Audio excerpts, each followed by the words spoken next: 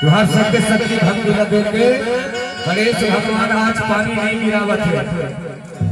और के घर बार बैठो एक बार सच्चे हृदय के साथ जितना भी आप आए हो सबके हार्दिक अभिनंदन वंदन स्वागत है। एक बार महतारी का याद करते हुए चले आवे चले आवे चले आवे चले आवे चले आवे भवानी भुवन माता चले आवे भवानी भुवन माता चले आवे भवानी भुवन माता चले आवे भवानी भुवन हमर गांव के हमर गांव के हमर गांव के हमर गांव के निमतारी मां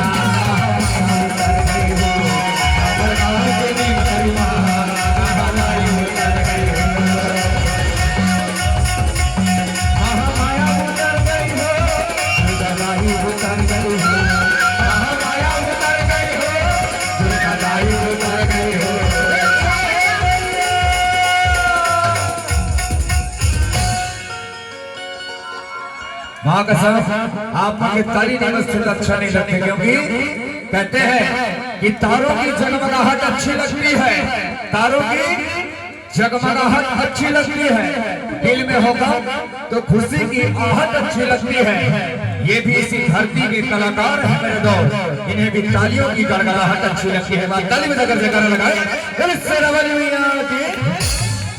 हमर गाँव के हमर गाँव के हमर गाँव के निमतारी मां